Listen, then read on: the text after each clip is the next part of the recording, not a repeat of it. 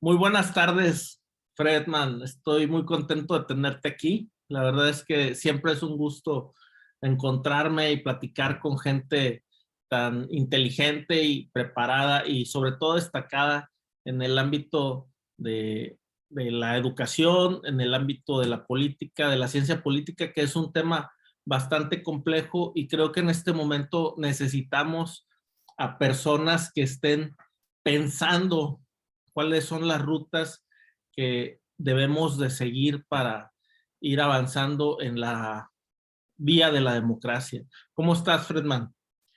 ¿Qué tal, Gustavo? Pues muy bien, gracias por la invitación, gracias por esas amables palabras.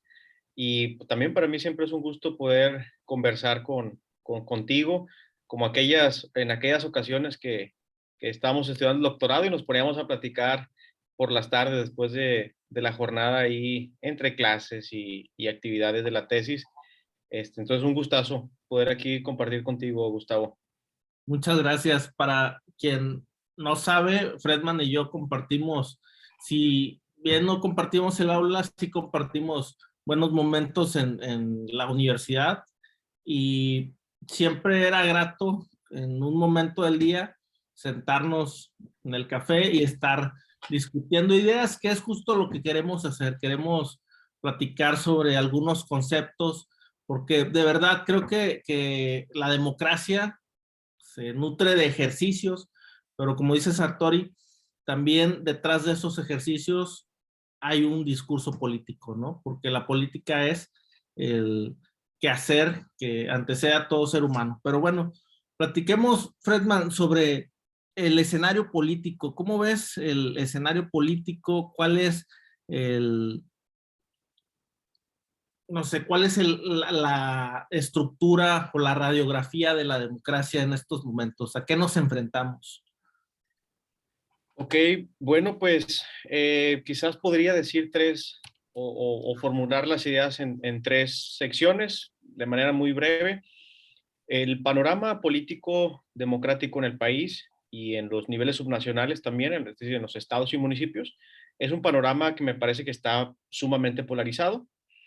Dos, es un panorama donde aparecen nuevos actores políticos en cuanto a partidos, en este caso Morena y Movimiento Ciudadano. Pues, yo creo que es sabido por todos que son partidos muy nuevos, demasiado nuevos, que han ido adquiriendo cierta relevancia. Morena a nivel nacional con la Cámara de Diputados y la Presidencia de la República, y Movimiento Ciudadano pues con estados que tienen cierta importancia, principalmente en temas económicos y en temas de cantidad de habitantes. Y tercero, creo que sigue pasando lo mismo que hemos ido padeciendo en la incipiente democracia mexicana, como le llegó a llamar alguna vez José Woldenberg. La gente sigue desconfiando, la gente sigue apática, la gente sigue teniendo esa suerte de desafección hacia la política, hacia los políticos y hacia los principales actores o uno de los principales actores en las democracias que son los partidos políticos y los políticos en general. Entonces yo creo que ese es el panorama polarizado, con actores nuevos y con una gran desconfianza por parte de la gente. Y esto evidentemente va generando muchísimos problemas a la hora de ejercer nuestros derechos de participación y obtener en consecuencia una representación política. Y bueno, y ya con esto termino, Gustavo, toda democracia necesita de dos cosas. Hay dos grandes pilares de la democracia, que es la participación y la representación política. Entonces, mientras menos esté interesada la gente, menos va a participar. Sin embargo, las elecciones van a seguir pasando cada 3 y cada 6 años y los partidos van a seguir postulando candidatos y esos candidatos van a llegar a las gubernaturas y van a llegar a las presidencias municipales y a la presidencia de la República y van a llegar a los congresos, pero la gente no se va a sentir representada. Entonces, claro que tenemos una gran crisis tanto de representación como de participación. Muchas gracias. Yo aquí estoy interesado en platicar sobre estas dos posturas que al respecto de lo que has comentado están como en el debate. O tenemos, por una parte, según afirman algunos, instituciones ya deterioradas que han sido, pues, corrompidas desde su esencia, y entonces esas instituciones no van a servir o ya no sirven o son obsoletas, o bien las instituciones han alcanzado un grado de consolidación y son estas las que nos están permitiendo lidiar con ciertos problemas o ciertas perspectivas ideológicas. ¿Tú cuál crees que sea la postura más adecuada? Yo creo que la segunda postura que mantienes. Yo creo que las instituciones, digo, si esta democracia, desde mi punto de vista, no se ha ido por la borda, ha sido gracias a las instituciones. Es decir, eh, las, voy a partir de un autor que creo que me va a ayudar mucho para ejemplificar esto. Guillermo O'Donnell, este gran politólogo argentino, decía que las democracias modernas son democracias representativas y por lo tanto son democracias institucionalizadas. De tal manera que las instituciones se necesitan o son necesarias para que exista democracia. Las instituciones que tenemos en México, y por instituciones me refiero a partidos, me refiero a gobiernos, me refiero a congresos, me refiero a organizaciones de la sociedad civil, por todas estas, a universidades incluso. O sea, gracias a estas instituciones que cumplen un papel político en la sociedad, gracias a estas instituciones es que medianamente hemos ido avanzando en términos democráticos. Pero claro, estas instituciones han tenido sus crisis. Pero más que crisis de la institución, es crisis de los perfiles que están en las instituciones.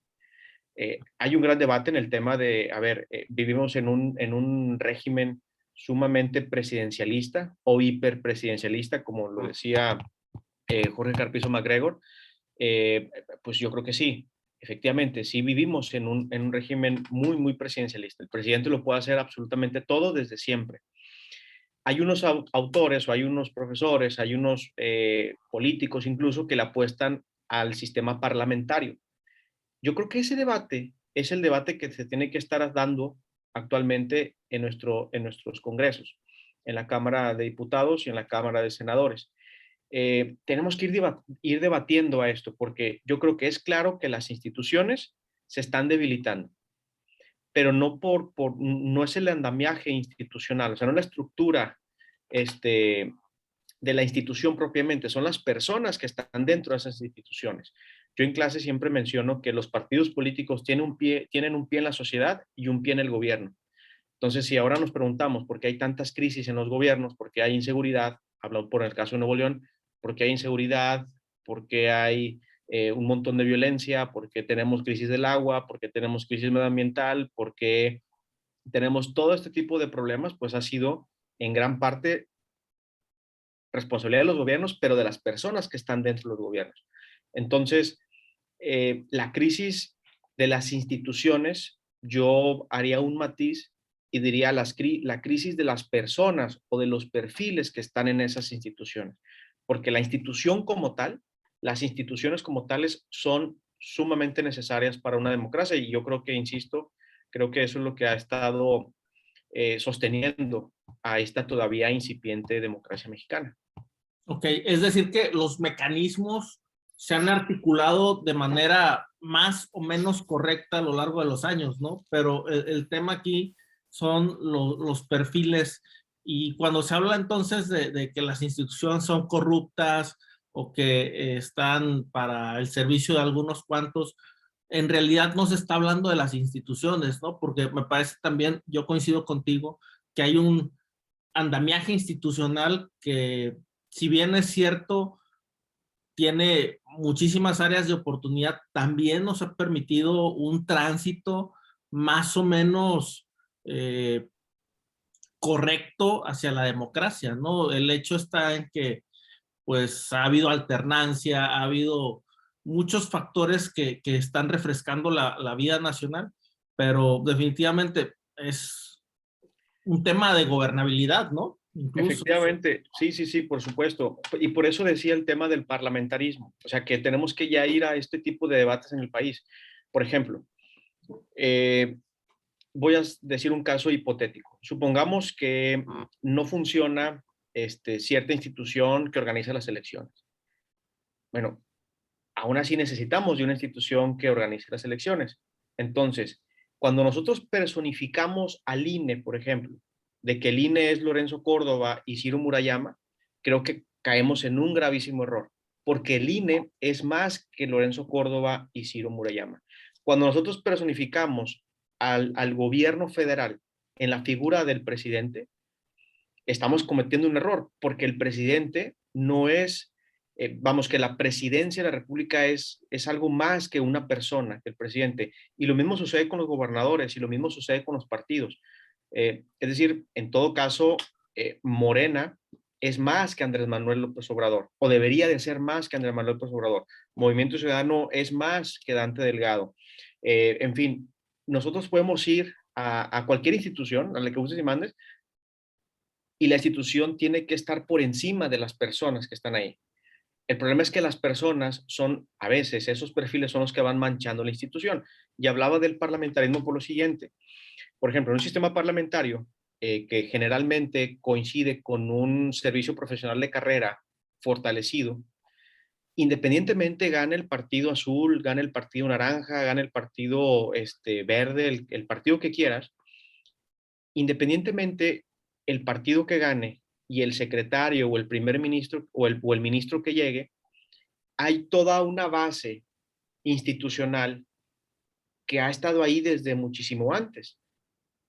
Entonces, creo que un sistema parlamentario podría ayudar a evitar las cosas de, es que yo apoyé en esta campaña, no tengo la más mínima idea sobre trabajo y soy subsecretario de Previsión Social y Trabajo. ¿Por qué? Porque tuve lealtad ni siquiera al partido, al candidato. O que yo apoyé en la campaña y ondeé ciertas banderas y lo que quieras y ayudé a movilizar a la gente, al candidato y todo lo demás. Y de pronto soy director de planeación estratégica en el municipio. ¿Qué conocimientos tengo de planeación estratégica? Pues absolutamente nada. Y eso yo creo que es lo que va mermando mucho las instituciones del país. En un sistema parlamentario que permita, por ejemplo, un sistema profesional de carrera un poco más sólido, donde la coalición o el debate en los congresos permitan poner a los secretarios y ya no directamente el presidente o el candidato o el gobernador y los alcaldes, por ejemplo, por decir un ejemplo, ¿no? Yo creo que eso nos va a permitir mucho ir avanzando en el tema institucional, porque aunque no nos gusten las instituciones, a las personas que no le lleguen a gustar las instituciones, siguen siendo necesarias. Insisto, la gente no va a participar, vamos, que la gente puede decir, no, yo no quiero participar, a mí no me interesa nada. Pues bueno, el partido sigue existiendo y los partidos van a seguir compitiendo en las elecciones y eventualmente van a ganar la gubernatura, el municipio o la presidencia. Y ellos van a seguir tomando decisiones que nos van a afectar a nosotros como ciudadanía. Entonces, pues sí, yo creo que es el perfil. La crisis institucional es la crisis de los perfiles que están dentro de las instituciones. El andamiaje institucional se tiene que modificar en el país, pues, tiene que haber reglas un poquito más claras de la selección de los perfiles, por ejemplo, en las instituciones. Pero yo no veo que se esté debatiendo algo similar. O sea, vamos a tener elecciones en junio, me parece, en 6 gubernaturas del país. Y yo creo que vamos a caer en los mismos vicios de siempre. Y en el 24 vamos a volver a caer en los vicios de siempre. En el 27 lo mismo. Y nos vamos a mantener, pues probablemente sí, pero con muchísimas carencias, principalmente y actualmente en el tema de violencia y en el tema de derechos humanos, ¿no? Ayer leí en el norte, 7 de cada 10 mujeres en este país sufre algún tipo de violencia emocional, física o sexual. Eso es demasiado. Es trágico. Sí. Es trágico.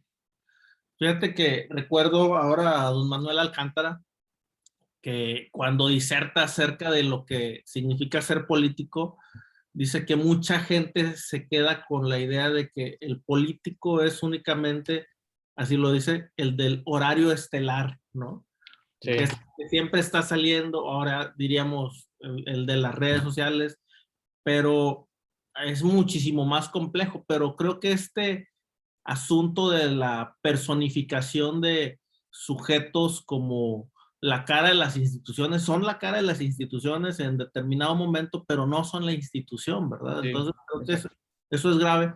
Y respecto a lo que decías de los perfiles, también es importante esto de la institucionalización, porque creo que hasta la estructura o hasta los actores gubernamentales les es conveniente, ¿no? Porque sin estos perfiles, los entornos no pueden evolucionar, ¿no? Tenemos el problema de ciudades que con todo el potencial que tienen, tal vez no pueden desarrollarse porque tienen perfiles ya moviéndose en una lógica clientelar y que evidentemente eso va a terminar desgastando a la credibilidad, ¿no? Entonces creo que también es un tema, como bien dices, de gobernabilidad, ¿no? En cuanto a la eficiencia, en cuanto a la efectividad de los gobiernos, ¿no? Sí, fíjate que ahorita que mencionas gobernabilidad, estaba leyendo hace días un libro de eh, Enrique González Pedrero. Tiene un libro que se llama La cuerda tensa. Es la continuación de un libro que se llama La cuerda floja. Pero en la cuerda tensa hace una definición muy sencilla de gobernabilidad y de ingobernabilidad. Y digo, tú eres el experto, Gustavo, en estos temas de gobernanza y de gobernabilidad y todo lo demás, pero me pareció interesante, dice Enrique González Pedrero, la ingobernabilidad es un exceso de demandas que el gobierno no puede satisfacer. Es- El problema acá es que hay demasiadas demandas ya por parte de la ciudadanía y los gobiernos se han estado quedando cortos. Y se han estado quedando cortos porque lamentablemente, y en Nuevo León lo vivimos en el 2021, lamentablemente por ese afán de querer personificar a la institución, por ese afán de querer personificar a las ideologías, personificar a los partidos, la gente o una gran cantidad de personas compran esa, esa imagen, compran ahora sí que ese producto, pero es un producto que de fondo no tiene mucho, o puede tener mucho, pero probablemente se necesita más que el fondo de una persona. Se necesita experiencia, se necesita conocimiento, se necesita, no sé, capacidad de manejo de crisis, capacidad de alianzas, etcétera. Entonces, en el caso de Nuevo León, nosotros estamos viendo esto. O sea, no cabe duda, nadie tiene duda de que la gente votó por el candidato de Movimiento Ciudadano, Samuel García, gracias a las redes sociales. Y que ahorita que ya estamos en una etapa de crisis de gobernabilidad o un exceso de demandas, como lo diría Enrique González Pedrero, estamos ahora sí que sintiendo, eh, no quiero atreverme a decir si una buena o mala elección, pero al menos una elección que está dejando mucho que desear en temas demasiado sensibles, que son las demandas que tiene la sociedad neoleonesa, que es la que me toca conocer, ¿no? No puedo hablar mucho de Tamaulipas o de Coahuila o de otros estados, pero al menos de lo que conozco, sí lo puedo, sí lo puedo decir. Entonces, me gusta eso que vinculas la personificación con la gobernabilidad, porque al final, pues, ese incumplimiento de las demandas por parte de la ciudadanía es lo que, pues, padecemos día con día. Y eso es lo que provoca ahora sí que después nuestros enojos con la clase política, los partidos, el gobierno. Y cuidado, porque lo más peligroso cuando la gente no siente satisfacción en torno a sus demandas, que generalmente son legítimas, cuando no siente satisfacción puede generar una insatisfacción al régimen democrático. Y es aquí cuando ya se voltean otra vez las cosas y mucha gente va a querer perfiles más autoritarios. Claro. Ese es el gravísimo problema. O sea, no es cosa menor esto que estamos planteando. No es cosa menor. Yo agregaría a la ecuación que si un actor gubernamental llega a dirigir un proyecto municipal o estatal, con este afán de personalización, lo grave es que no está por una parte fortaleciendo la institución, pero sí está fortaleciendo eh, la, un discurso sobre la oferta, no la oferta misma, sino un discurso sobre la oferta, es decir, está incrementando las demandas. Y Fredman, creo que todos sabemos y lo hemos visto desde hace muchos años, que no hay un Estado que sea capaz de tener la capacidad en sí mismo de solventar estas demandas, porque se necesitan, lo dice muy bien Luis Fernando Aguilar, necesitan otros actores que intervengan en este proceso. Entonces, si un actor gubernamental le garantiza a una persona o a la sociedad que va a poder cumplir las demandas y, o más bien, si incluso llega a decir, ¿sabes qué? Yo puedo con las demandas que me estás presentando, pero además puedo con esto, con esto, con esto, porque yo soy Superman. Eso no es verdad. Sabemos que es un engaño y eventualmente va a colapsar y con las implicaciones que tú mencionas, ¿no lo crees? Sí, sí, sí, sí, claro. Claro que luego pues aparecen las promesas populistas, aparecen estos perfiles que, digo, cada quien va a tener su forma de ver las cosas, ¿verdad? Es muy debatible lo que estoy diciendo y lo que voy a decir ahora mismo. Pero hasta cierto punto creo que la lógica de consumo, es decir, de consumo de productos, de consumo de imagen, yo creo que debilita la democracia y debilita las instituciones y debilita los procesos democráticos. Eh, Porque luego aparecen personas, quién sabe de dónde, bueno, sí se sabe de dónde salen, ¿no? Eh, que jamás han tenido una carrera política, que de pronto, porque utilizan bien las redes sociales, porque tienen cierto perfil, porque tienen no sé cuántos doctorados, pues de pronto aparece gente que dice, ah, bueno, pues esto seguramente puede, como producto, puede llegar a ser muy, muy atractivo para la gente. Entonces, la lógica del mercado, del consumo, está dominando la lógica política. Y eso creo que trae crisis muy fuertes, porque al final del día es el Estado y no el mercado el que tiene que solucionar los problemas. Y si tú importas lógicas del mercado e importas personas que traen una visión de mercado hacia el Estado, yo creo que eso no ha funcionado del todo bien cuando se ha querido implementar, sobre todo en un país como el nuestro, un país donde sigue habiendo niños pidiendo dinero en los cruceros, sigue habiendo gente que sufre todavía estos temas que tiene hambre, pues, que no sabe qué va a comer el día de mañana. Entonces, es un problema. Y antes de cerrar el comentario, fíjate que es importante, creo, retomar la perspectiva de la institucionalización del sistema de partidos. Yo cada vez, esto que te voy a decir, Gustavo, a lo mejor hace cuando estábamos ahí en el doctorado, que habrá sido hace como 5, no, hace como 3, 4 años, ¿no? 4 o 5 años. Un poquito más, Sí, unos 5 años, no me acuerdo, 5 o 6 años. tal vez. Eh, yo pensaba completamente distinto, mi postura era distinta a la que voy a decir ahorita, pero yo creo que sin partidos políticos, la democracia se debilita. O sea, yo creo que no creo que tengamos que inventar el hilo negro. Yo creo que las cosas son un poquito más sencillas de identificar, difícil de resolver. Pero yo creo que tenemos que hablar de la institucionalización del sistema de partidos.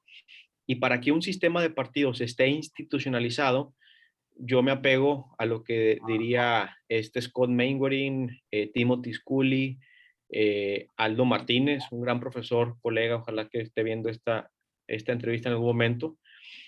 Yo me apego a lo que ellos dicen. A ver, un sistema de partidos institucionalizado se necesita de partidos que tengan arraigo, que exista una cierta estabilidad en la competencia entre los partidos, que tengan legitimidad los partidos políticos y sobre todo que exista democracia interna en los partidos políticos. ¿Y cómo medimos o cómo identificamos la democracia interna en los partidos políticos? En la selección de candidatos, por ejemplo, en, en la forma en cómo se financian los partidos políticos y en algo que me parece bien interesante. Esto lo decía Flavia Freidenberg, profesora de la UNAM. Yo creo que en la medida en que tengamos partidos programáticos y no partidos populistas, yo creo que vamos a poder avanzar. ¿Y a qué me refiero con partidos programáticos? En el momento en que el programa del partido esté por encima de los candidatos y no lo que ha estado sucediendo. Los candidatos siempre están por encima de los partidos políticos. Y al final una persona no puede ser, como hemos estado diciendo, no puede ser una institución. Y pues tenemos que ir avanzando en eso. Y claro que es demasiado difícil, ¿no? Es demasiado difícil porque al final, pues muchos partidos son como una empresa. Por eso la lógica empresarial, por eso mientras más lógica de mercado incorpores a la política, yo creo que estamos como que en un camino un tanto peligroso, un tanto peligroso. Claro, y yo creo que esta lógica de posicionamientos de rockstars en el tema político incluso, además de las implicaciones que todos sabemos, efectividad, eficiencia, legitimidad, ha disminuido el discurso político, ¿no? Sí. Porque es muy sencillo ver a personas que no están en el servicio público y llegan al servicio público y quieren innovar, ¿no? Y está bien innovar, sin embargo, hay una serie de regulaciones, una serie de legislaciones y hay, digamos, el andamiaje institucional. Entonces, hay que buscar el modo de ser efectivos mediante este aparato institucional, ¿no? Entonces, si de pronto llegas y empiezas a ver personas que están tratando de descubrir el hilo negro, bueno, pues eso disminuye el diálogo, ¿no? Estoy de acuerdo contigo, hay necesidad de fortalecer los partidos porque desafortunadamente nos enfrentamos con una tendencia y me parece que esto es propio de Latinoamérica a hacer cacicazgos o hacer de los partidos feudos, ¿no? Y esto pues nos enfrenta a una problemática gravísima, gravísima, que pues tenemos que ir modificando, pero ¿tú crees que esta lógica o esta inercia de los partidos o de los actores gubernamentales puede detenerse? ¿O es más bien que se deben articular mecanismos desde la participación ciudadana? En ese sentido, ¿tú qué opinas? Eh, ¿Cuál es el estatus de la participación ciudadana en nuestro país? Qué buena pregunta, porque creo que sí necesita las instituciones, o sea, los partidos, los gobiernos necesitan de la participación ciudadana o de una participación ciudadana más activa y más autónoma, porque yo creo que eso es un poco la clave. Voy a poner un ejemplo yo creo que puede englobar esto, y aparte estamos en un espacio sin censura y sin nada de este tipo de cosas, porque las cosas se tienen que hablar y se tienen que hablar de manera directa y de manera clara para poder entender el problema. Voy a poner un ejemplo de acá del estado de Nuevo León.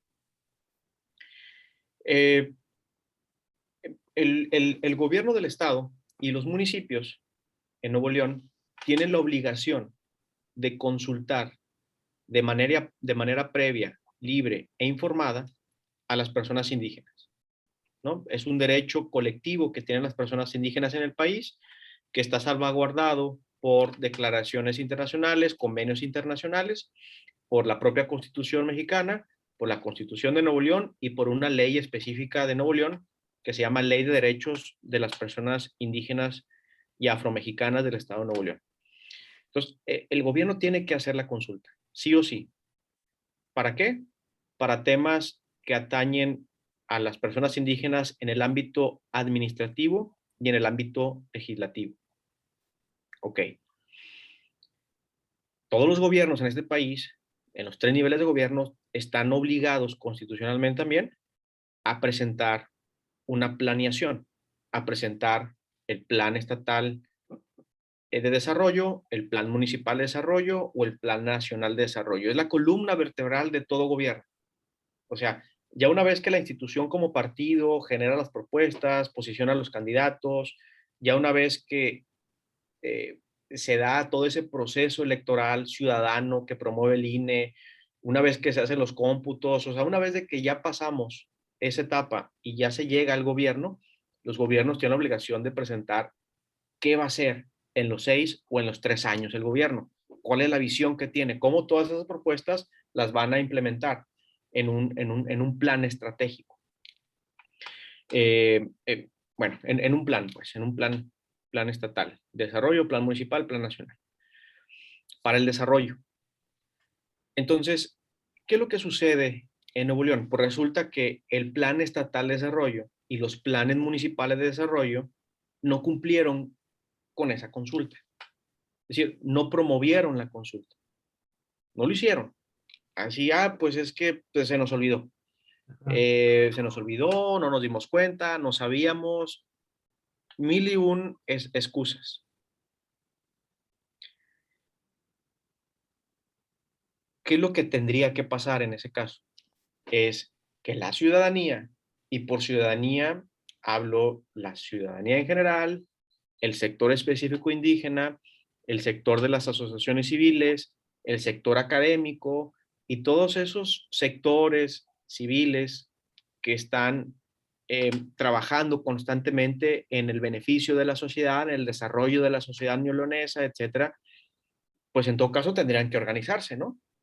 Tendrían que organizarse para exigir el cumplimiento de un derecho. Y no sucedió. Medianamente hubo unos esfuerzos aislados, pero no sucedió esto.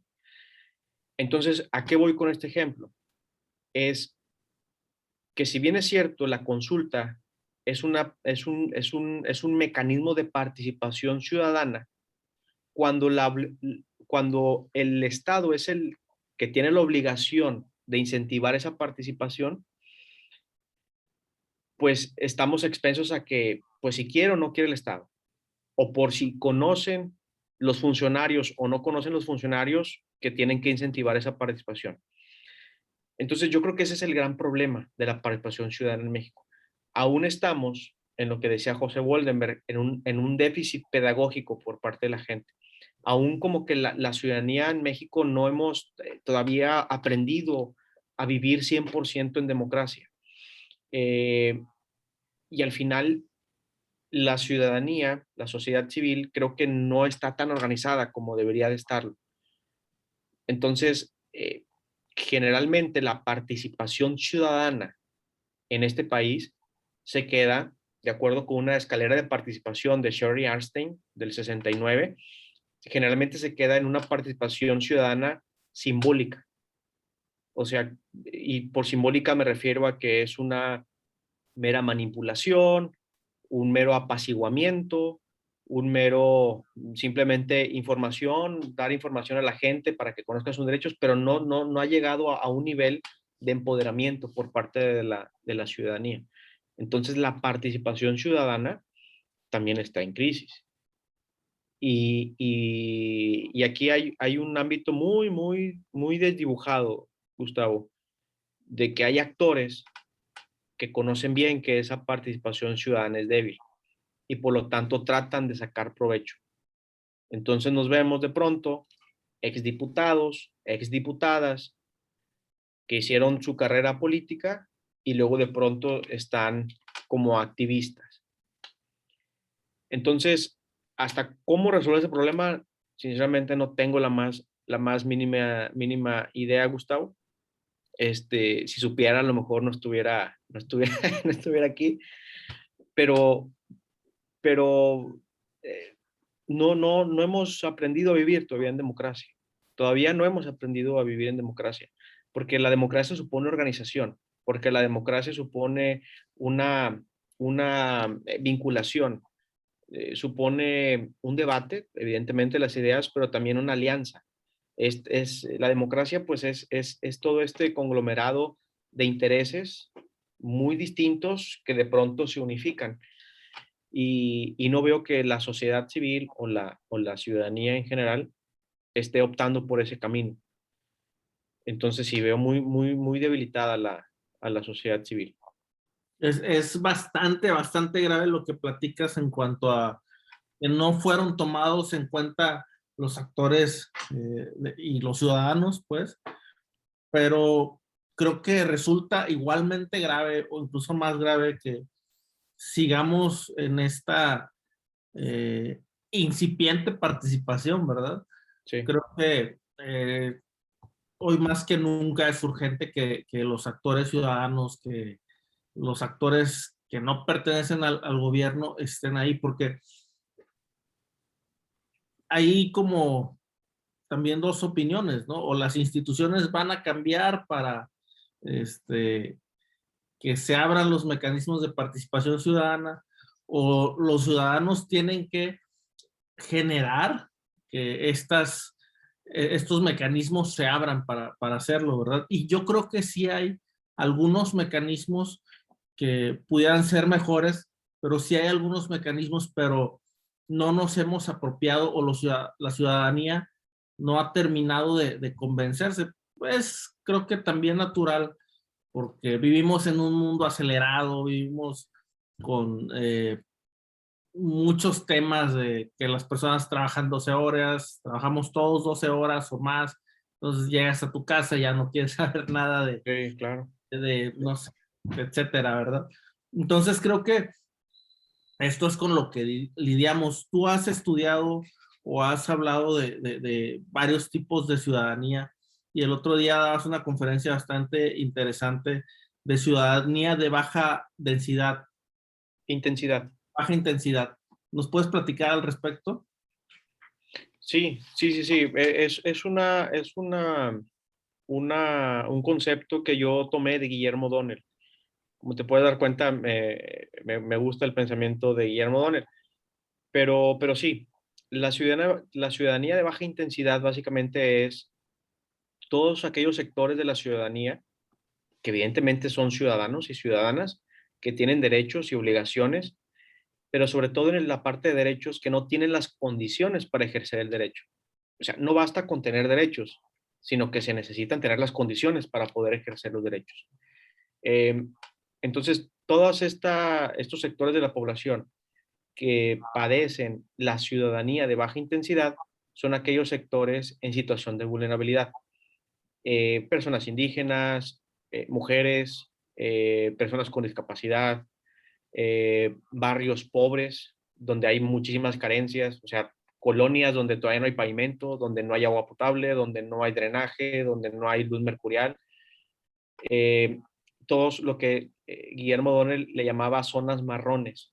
Yo creo que acá en México son las zonas rojas que hay en todas las ciudades, esas zonas que están dentro de la ciudad, pero pareciera que ahí no ha llegado todavía la inversión, toda esa inversión extranjera y esa generación de empleo, o sea, todas esas zonas que siguen teniendo esos problemas, la gente que habita ahí, según Guillermo Donnell, es esta población que padece una ciudadanía de baja intensidad. Y lo que voy a decir yo creo que va a ser interesante, Gustavo. Generalmente esa ciudadanía de baja intensidad tiene de una u otra manera poco interés en la política.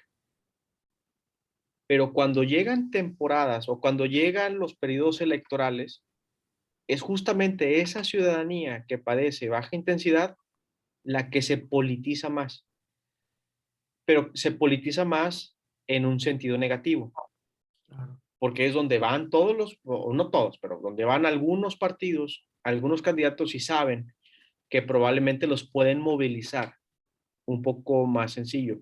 Yo a los estudiantes que tengo, a las y los estudiantes que tengo en clases de análisis político que doy, les pregunto cuántas veces han ido a buscarlos a ustedes a sus casas para que vayan a votar. No, pues nunca, no, jamás, jamás. Entonces, pero hay un montón de gente que lo van y lo buscan para que vaya a votar. O sea, cuando el voto es de manera libre, cuando el voto tiene que ser informado, en fin, eh, todas esas zonas es donde de una u otra manera las estructuras de los partidos es donde casi casi todos los partidos dicen yo de esta colonia tengo tantos votantes, cuando es mentira, ¿no? Cuando es mentira. Y si los tienen y si los movilizan, pues es una forma que no abona a la democracia o al espíritu democrático. Entonces, digamos que son la ciudadanía de baja intensidad, están en esos sectores despolitizados, pero cuando llegan la temporada electoral, son los que están bien politizados, porque saben todos los partidos que es un sector de la población que pueden movilizar un poco más fácil. ¿Y eh, por qué están supeditados a eso? Generalmente por el acceso a la educación, evidentemente. Evidentemente, mientras más se conozcan los derechos, yo creo que menos va a haber en una menor medida ciudadanía de baja intensidad. Y pues ahí nos podemos ir a otros temas de cuáles son las instituciones que deben de estar promoviendo los derechos en esas zonas. Y te das cuenta que pues hay muchas carencias también por parte tanto de la educación básica, primaria y secundarias, como de la educación media superior y superior. No llegan a esas zonas. Entonces es un problema, es un grave problema. Y pareciera que no muchos quisieran entrarle a ese tema. Claro, por la misma complejidad, ¿no? Es demasiado complejo. O sea, no, Además, el tema de la ciudadanía de baja intensidad que estás mencionando, me parece que es eh, un espejo de las zonas marginadas, ¿no? sí, De la exclusión y de todos esos males que han lacerado a nuestra ciudadanía, a nuestra sociedad desde hace muchos años. Y bueno, pues al tratar de resolver un asunto tendrías que resolver el otro, ¿no? sí, Y regresando un poquito, bueno, si no tienes esta visión de la vida democrática, si no tienes esta visión de el desarrollo o de tratar de hacer mejores condiciones de vida en todas las comunidades y vienes eh, no sé, como rockstar a querer decir que las cosas pueden estar mejor, entonces no, difícilmente se va a plantear una hoja de ruta, ¿no? Incluso si escuchan a los ciudadanos, ¿no? Porque... fíjate que esto está interesante lo que dices, que llegan como rockstar a solucionar o dar la solución a los problemas, ¿no? Pero fíjate, peor aún es cuando ya llegan, por ejemplo, los candidatos a diputaciones, cuando ya ganó la candidata o el candidato y ya es diputado, local o federal. eh, en lo que se gastan son en aspirinas para un problema sumamente mayor. Si todos los diputados, al menos los que ubico, en estas zonas marginadas, o llevan brigadas de lentes, o llevan brigadas de médicas de no sé qué, o llevan, ahora que el Día del Niño, pues les hacen ahí una piñata y todo, que está bien, claro que está bien, es necesario, pero evidentemente no es suficiente. ¿Qué podría ser suficiente? Por ejemplo, a mí me gusta mucho la visión que tenía, no lo voy a decir, pero un partido en específico al menos aquí en Nuevo León, no sé en las otras partes del país, eh, que le apostaba que le apostaba a mejorar la estética de los municipios y de las colonias. Y por estética me refiero a tener parques decentes.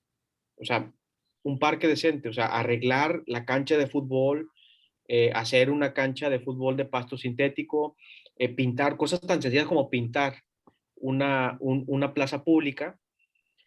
Yo creo que eso abona mucho al mejoramiento de esas zonas y al mejoramiento de la afección que llega a tener la gente de esas zonas con su lugar donde está, o sea, con el lugar donde está viviendo. En algún momento una persona me dijo, bueno, nosotros intentamos hace 20 años una suerte de embellecimiento de las plazas públicas del municipio. Y me decían, íbamos a pintar el lunes y el miércoles ya estaba rayado. Y el alcalde nos decía, pues vayan otra vez a pintarlo. Y lo volvían a pintar y el viernes volvía a estar rayado. Y el sábado volvían a ir a pintar. Eh, eh, y ya conforme pasó el tiempo, pues según ellos, y me consta porque lo he visto, pues menos, ya dejaron de rayar. Entonces, todas esas cositas que son mínimas, que no se necesitan, bueno, espero que no se necesiten los millones y millones para hacerlo. Yo creo que son cosas micro que, que quizás a largo, a mediano, largo plazo pueden llegar a ayudar más o pueden complementar a esos apoyos de llevar al oftalmólogo para que le haga ahí el examen de vista a los niños y lo que suelen hacer. Y otra cosa, también, en todas estas zonas marginadas, en teoría, estas colonias, bueno, no en teoría, estas colonias pertenecen a un municipio. Y en teoría, ahora sí, el municipio tiene a su director de educación, ¿no? Tiene a su director de salud o algo similar a los secretarios a nivel estatal. Pero yo me quiero concentrar en la educación. Tienen a los directores de educación. ¿Qué están haciendo ellos? O sea, yo sinceramente jamás, te lo juro que jamás he dado cuenta de qué es lo que hace un director de educación en el municipio. Más allá de ir a la escuela a regalar balones, ¿no? O más allá de ir a una escuela a regalar botes de pintura. ¿Qué está haciendo esta persona? Eh, entonces, pues, la ciudadanía de agenticidad es sumamente compleja. Insisto, se politiza en temporada electoral y pues bueno, es algo que, de lo que creo que se tiene que estar hablando cada vez más. Muy bien, esto que comentas, entonces me parece que creo que la vía más correcta es pensar en el tejido social, ¿no? Ujú. En la reintegración del tejido social, un tejido social bastante lastimado y bastante roto. Y con respecto a el tema de los directores de educación, yo pensaría, y es algo que quiero poner además en la mesa, que los municipios han sido cada vez más maltratados, ¿no? El municipio ha sido eh, uno de los espacios gubernamentales que más han sido castigados, me parece. Entonces, esta lógica del centralismo político, pues les ha quitado mucha fuerza a los estados, pero en principio a los municipios, ¿no? Y bueno, yo creo que difícilmente hay, en ese sentido específicamente de educación, un, una lógica o una forma de comunicación, porque además el tema de educación es muy complejo, ¿no? Los recursos que reciben, cómo se distribuyen, ¿no? Desafortunadamente tenemos escuelas que pues tienen el salario de los maestros, pero no tienen para hacer mejoras, el tema de las cuotas escolares y esto, ¿no? Entonces, no sé qué opines.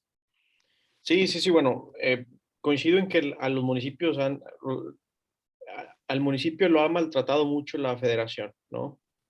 O sea, sí, sí, eso coincido. Y a los municipios los han maltratado mucho también los caciques de los municipios. Ujú. O sea, ahora sí que el municipio pensado como el conjunto de toda la ciudadanía que vive y que recibe los servicios municipales, ¿no? Eh, Fíjate que este tema, ahorita estaba recordando un maravilloso libro que se llama Democracia y Autoritarismo en América Latina, de Scott Mainwaring y me parece que es Fernando Bizarro. Me parece que es Fernando Bizarro. Tengo temor a equivocarme, pero creo que sí. En ese libro ellos decían que el nivel subnacional en México es el más antidemocrático. El nivel subnacional entendido por estados y municipios, pero yo creo que en el caso municipal es peor. Eh, Porque creo que todavía hay mucho, y lo voy a decir con todas las palabras, hay mucho cacique en los municipios. Si los hay en municipios metropolitanos de Monterrey, que no los haya en municipios rurales de, pues no sé, en la zona rural de Jalisco o en la zona rural de Aguascalientes, en la zona rural de Tamaulipas, incluso. Y yo creo que eso ha hecho mucho daño. Y también, como tú dices, o sea, ¿cómo decirlo? Las alianzas que llegan a hacer los municipios con el Estado. Y en el tema educativo, se necesita dinero para todo, ¿no? Como todo en esta vida, se necesita dinero. Pero creo que hay cosas que pueden ser un poquito más o que pueden implementarse, que creo que no pediría muchísimo presupuesto, que no estaría en el tema, o que no sería obstaculizado por un tema presupuestal. Por ejemplo, y nuevamente, y perdón por tomar el caso de Nuevo León, pero pues es que es lo que conozco. He sabido en todo el país a nivel internacional de la crisis de feminicidios que hay aquí en el estado, ¿no? O sea, aquí en el estado sí están, desaparecen mujeres, yo creo que todos los días hay mujeres desaparecidas en este estado.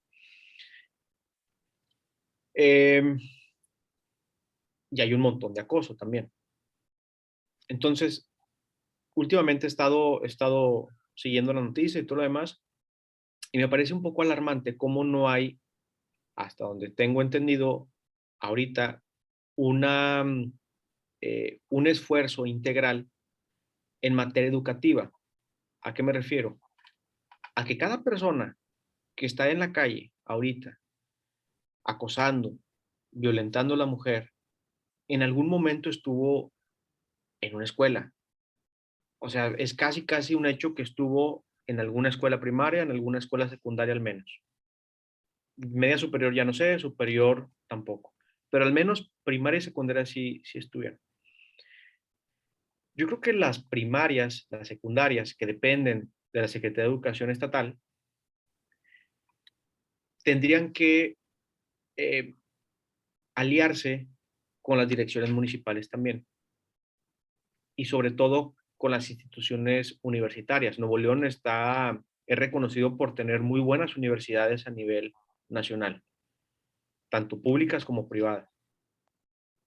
Yo no veo al menos que, por ejemplo, los directores de educación de los municipios identifiquen, mapeen, diagnostiquen cuáles son esas primarias y secundarias donde, no sé, están en una zona muy conflictiva.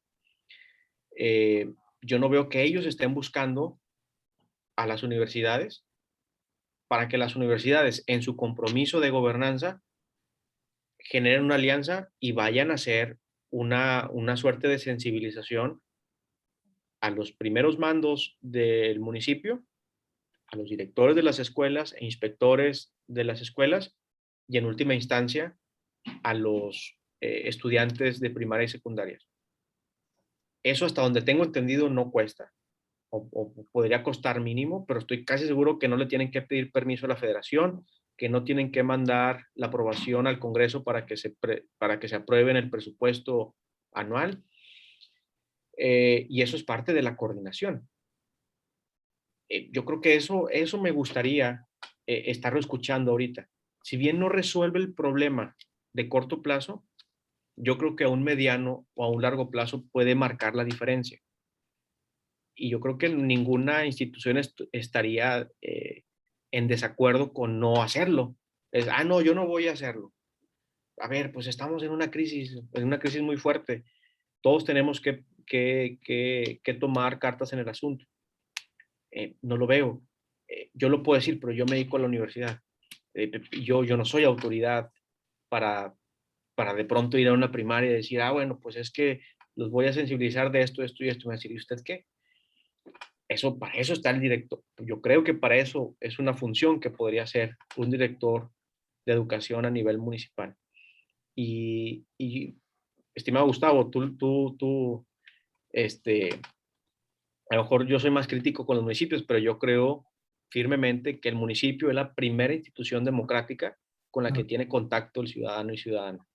Y los alcaldes y alcaldesas son los que de pronto, cuando está el problema fuerte, como aquí en el caso de Nuevo León, ni un alcalde dice nada. Pareciera que no tenemos alcaldes y alcaldesas en este estado. Aquí ningún alcalde dice nada, ni se asoma.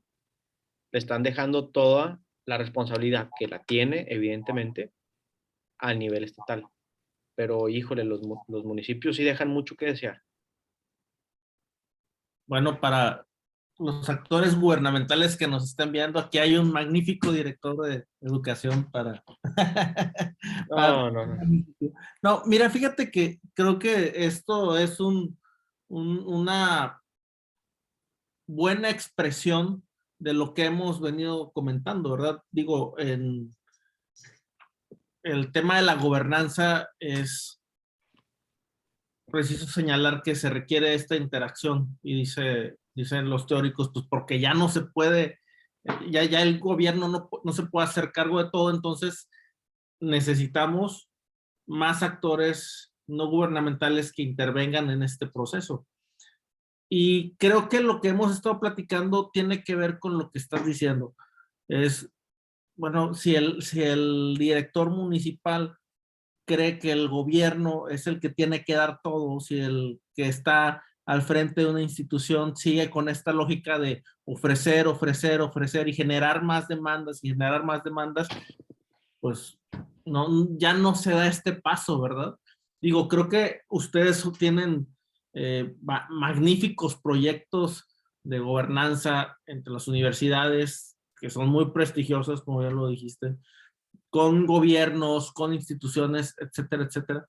Pero creo que desafortunadamente no es la tendencia en todo el país, ¿verdad?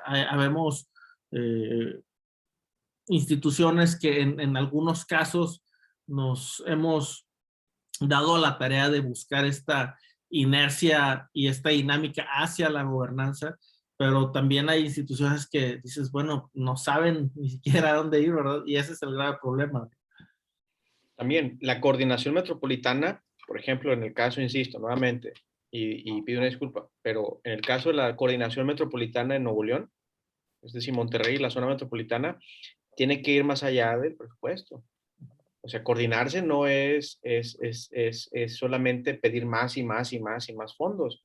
O sea, hay cosas no son sencillas, evidentemente, ¿verdad? Pero hay cosas un poquito más sensibles que, que se necesitan, que se necesitan. Y sí, tenemos una ventaja, yo creo, una gran ventaja a otros estados del país.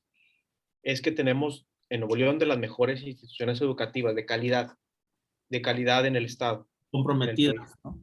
Y comprometidas, pero si bien es cierto que la gobernanza es que reconocer que el estado no puede hacer todo, creo que tiene que haber voluntad por parte del gobierno al menos, o sea, si no lo puede resolver, pero al menos tener la voluntad e ir a buscar tanto al sector empresarial, que también hay muchas empresas con una responsabilidad social muy, muy, muy fuerte, y con todas esas universidades.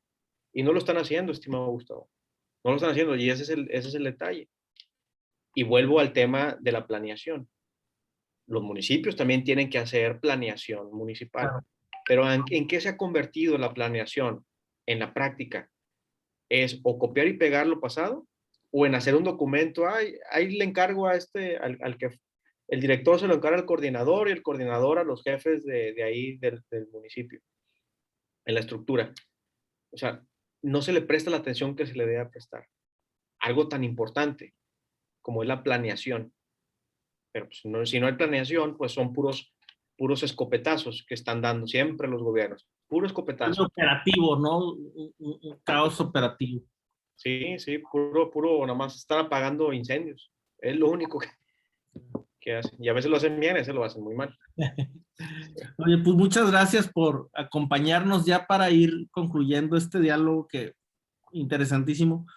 Me gustaría preguntarte, bueno, tú has estado en muchísimas partes del mundo formándote y has conocido muchos autores, has hecho muchos proyectos de investigación colaborativa. Quisiera poner un escenario hipotético, Fred.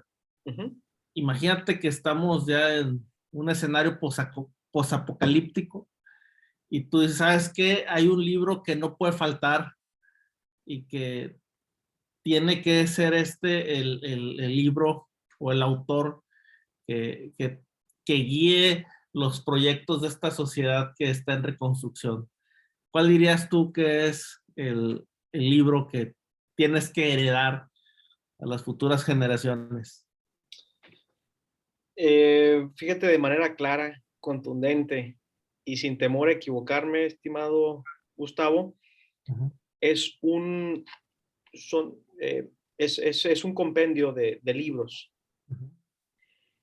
que yo creo que es Política de la Liberación, de Enrique Dussel. Ya. Tomo 1, Arquitectónica, tomo 1, Historia Mundial y Crítica, tomo 2, Arquitectónica. Son, creo, unos libros, son 2 libros que desarrollan muy bien lo que se hizo bien y lo que se hizo mal en la historia de la humanidad, en la historia de la humanidad en general. Entonces, si es así como me planteas el escenario, pues apocalíptico, de volver a empezar, pues al menos para darnos cuenta la sociedad nueva, por así decirlo, qué hizo mal la sociedad pasada. Yo creo que sería esa obra, Política de la Liberación, de Enrique Dussel. Y espero que para quienes lo conozcan no me vayan a decir que no, hombre, pues que está inclinado a un partido político. No, no, no. Intelectualmente, ese libro es una joya, una maravilla. Yo creo que eso ayudaría mucho para el escenario que tú planteas, estimado Tavo. Muchísimas gracias, muchísimas gracias. Pues nos quedamos con esta recomendación de nuestro buen amigo, el doctor Fredman, y seguimos en comunicación. Y bueno, esperamos tenerte próximamente de regreso aquí en este espacio. Claro que sí, Gustavo, estaré esperando la invitación y ojalá en algún momento sea presencial. Ya estamos cansados de lo virtual. Así sea, así sea. Nos vemos, Gustavo, hasta luego. Y saludos a todos por allá. Gracias, igualmente.